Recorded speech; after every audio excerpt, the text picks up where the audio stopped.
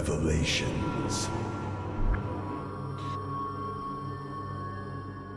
Como Deus te testa antes de sua realidade mudar. À medida que caminho com o Senhor por mais tempo, entendo que em nossa jornada com Deus haverá momentos em que a obediência precederá a compreensão. É da natureza humana querer entender tudo antes de agir em obediência. No entanto, a realidade é que Deus nem sempre fornecerá explicações para seus mandamentos. Não podemos basear nosso relacionamento com Deus na expectativa de receber explicações para tudo o que acontece na Terra e em nossas vidas. Existem eventos em nossas vidas que podemos não compreender completamente, e em nossa jornada com Deus haverá momentos em que devemos obedecer, mesmo quando não entendemos totalmente. Podemos voltar a um momento crucial na história bíblica para entender essa essência da obediência antes da compreensão. Refletimos sobre um homem chamado Abraão, um ícone de fé e confiança. Muitos de nós conhecemos sua história. Abraão, o grande patriarca chamado por Deus para jornadear no desconhecido. No entanto, foi nas planícies montanhosas de Moriá que a fé de Abraão enfrentaria seu teste mais rigoroso. Imagine a cena. Deus diz a Abraão para levar seu filho, seu único filho, Isaque, a quem ele ama, e oferecê-lo como um holocausto. Um pedido tão avassalador que desafia nossa compreensão humana. Você consegue sentir o peso desse comando, a angústia no coração de um pai, a confusão, a agonia, a desesperança? Mas aqui está o que é profundo. As Escrituras não relatam um debate, uma negociação ou mesmo uma pausa prolongada. Em vez disso, testemunhamos uma obediência imediata e inabalável, uma obediência antes da compreensão. Gênesis 22, 1-3. E aconteceu depois destas coisas que Deus tentou Abraão, dizendo-lhe: Abraão. E ele disse: Eis-me aqui. E Deus disse: Toma agora o teu filho, o teu único filho Isaque, a quem amas, e vai-te à terra de Moriá, e oferece-o ali em holocausto sobre uma das montanhas que te direi. E Abraão levantou-se de madrugada, albardou o seu jumento, e tomou consigo 2 dos seus moços e Isaque seu filho, e cortou lenha para o holocausto, e levantou-se e foi ao lugar que Deus lhe dissera. Então, no terceiro dia, Abraão levantou os olhos e viu o lugar ao longe. Abraão disse aos seus jovens: Fiquem aqui com o jumento. Eu e o rapaz iremos adiante para adorar, e depois voltaremos para vocês. Abraão pegou a lenha do holocausto e a colocou sobre Isaque, seu filho. Ele também levou o fogo e a faca em suas mãos, e ambos foram juntos. Isaque falou a Abraão, seu pai, dizendo: Meu pai. Abraão respondeu: Eis-me aqui, meu filho. Isaque perguntou: Eis o fogo e a lenha, mas onde está o cordeiro para o holocausto? Abraão respondeu: Deus proverá para si mesmo o cordeiro para o holocausto, meu filho. E eles continuaram juntos. Quando chegaram ao lugar que Deus havia indicado, Abraão construiu um altar. Arrumou a lenha sobre ele, amarrou Isaque, seu filho, e o colocou sobre o altar sobre a lenha. Abraão estendeu a mão e pegou a faca para sacrificar seu filho. Nesse momento, o anjo do Senhor o chamou do céu, dizendo: Abraão, Abraão. Ele respondeu: Eis-me aqui. O anjo disse: Não estendas a mão sobre o rapaz e não lhe faças nada, pois agora sei que temes a Deus, visto que não me negaste teu filho, o teu único filho. Abraão levantou os olhos e viu um carneiro preso pelos chifres em um arbusto. Ele pegou o carneiro e o ofereceu como holocausto no lugar de seu filho. É importante compreender que Abraão não possuía um plano divino, detalhando cada reviravolta. Ele não tinha o luxo da retrospectiva. O que ele tinha era um comando do Todo-Poderoso e um coração sintonizado para obedecer. Para Abraão, a obediência não era um ato secundário, era uma resposta primária instintiva. Ela ocorreu antes da compreensão, antes da clareza, antes de qualquer revelação do quadro maior.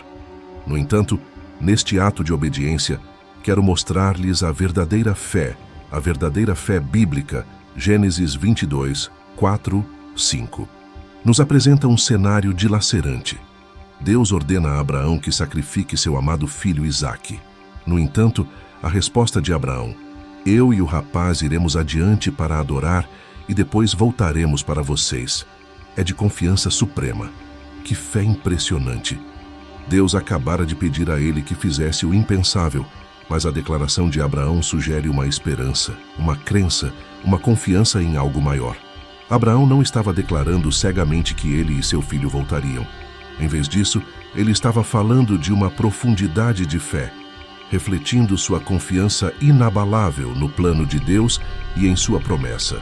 Para aqueles que ouvem essa história e se perguntam sobre a aparente contradição entre o comando de Deus e a declaração de Abraão, é crucial investigar mais a fundo a fé de Abraão. Agora voltemos nossa atenção ao Novo Testamento, em Hebreus 11:19.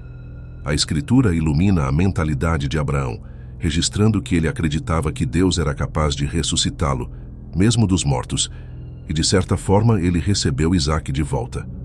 Abraão acreditava que, mesmo se ele seguisse o comando de Deus, Deus tinha o poder de ressuscitar Isaque dos mortos. Sua esperança estava ancorada no próprio rosto do desespero e no comando aparentemente contraditório de Deus.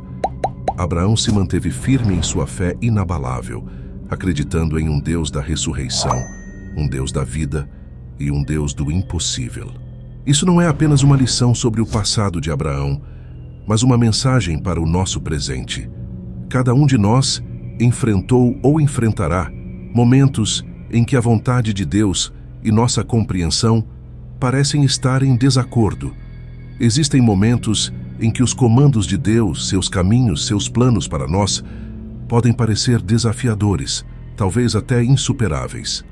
Mas a história de Abraão e Isaque é um farol de esperança brilhando através dos milênios para nos dizer que quando Deus comanda, Ele também provê. Quando Ele tira, Ele também pode restaurar. E quando Ele traz a morte, Ele também pode trazer a ressurreição. O que Abraão nos ensina é que a fé não é apenas sobre acreditar quando as coisas fazem sentido. A verdadeira fé é confiar em Deus mesmo quando elas não fazem. É acreditar que mesmo nos momentos mais desafiadores, Deus tem um plano e um propósito que podem estar além da nossa compreensão atual. E isso é algo que você precisa saber e lembrar. Sua fé será testada, será posta à prova, passará pelo fogo, será submetida às águas, terá que resistir contra gigantes, terá que escalar as montanhas mais altas e terá que explorar os vales mais profundos. Então, permaneça firme, inabalável, mantenha-se na fé quando estiver sendo testado, quando passar pelo fogo, quando for submetido às águas. Deus está trabalhando algo muito maior em você do que você pode imaginar. Tenha coragem, pois você sairá como ouro, purificado, santificado e completamente entregue a Deus. Sua fé não apenas resistirá, mas triunfará, porque o nosso Deus é um Deus de vitória, ressurreição e amor infinito.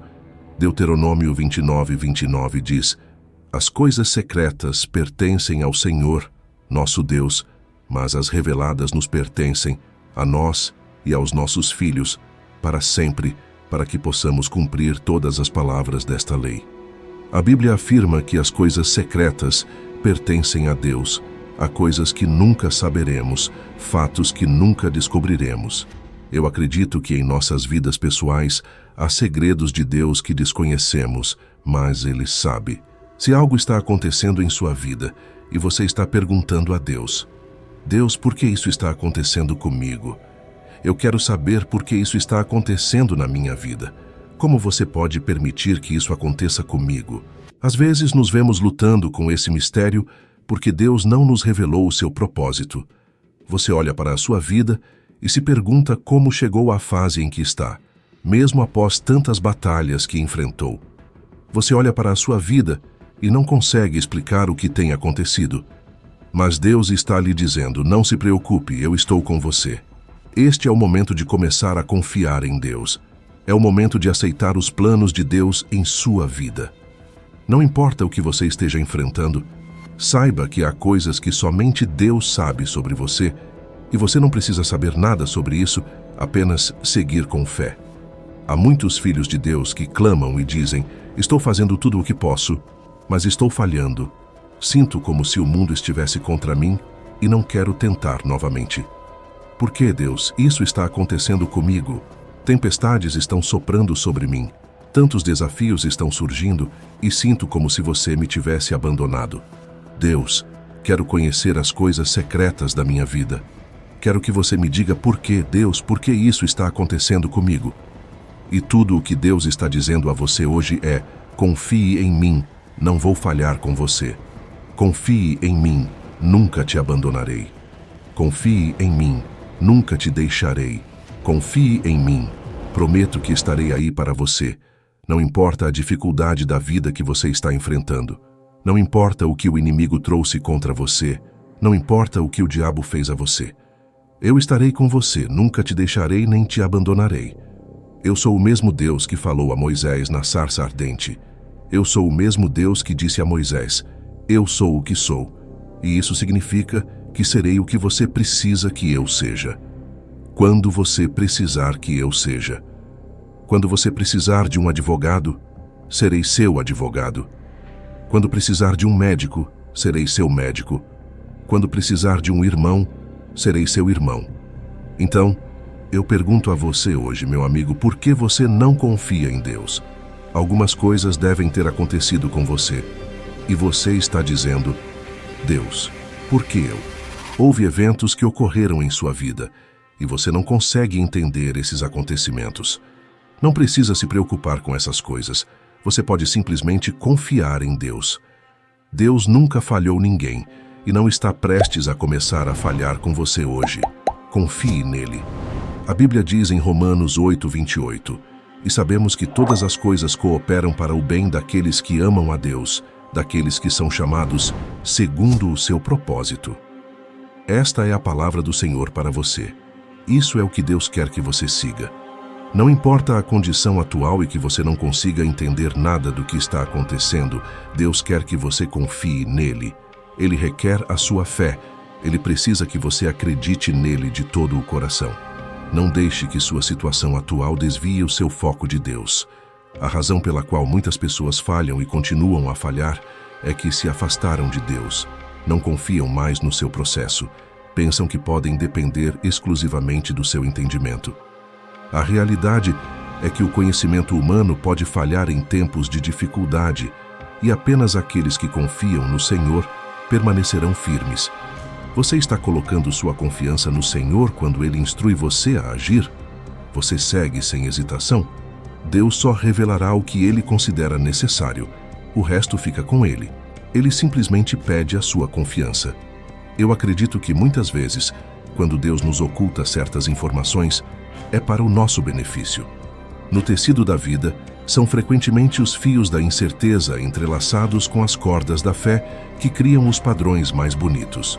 Nossa jornada com Deus nunca é prometida como uma jornada de clareza a cada passo, mas sim uma de confiança, crença e obediência. A essência da mensagem de hoje gira em torno do princípio fundamental de obedecer antes de entender. Assim como Abraão, nós também enfrentamos momentos em que o comando de Deus pode parecer contraditório ao nosso entendimento ou raciocínio humano. No entanto, é nesses momentos que a verdadeira fé emerge. É uma fé que não exige explicações, mas simplesmente obedece, confiando que o plano de Deus, embora nem sempre compreendido, é sempre para o nosso bem. Os desafios e testes que enfrentamos, as coisas secretas que talvez nunca compreendamos, tudo faz parte do projeto divino de Deus para nos moldar, refinar e preparar. Enquanto navegamos pelos terrenos da vida, devemos lembrar de colocar a obediência antes do entendimento, confiar mesmo quando não podemos rastrear a mão de Deus e acreditar que os testes de Deus sempre precedem as nossas maiores transformações. No final das contas, não é o nosso entendimento, mas a nossa obediência inabalável que nos aproxima do coração de Deus. Inscreva-se no canal, ative as notificações e compartilhe o vídeo. Obrigado por assistir e fique com Deus.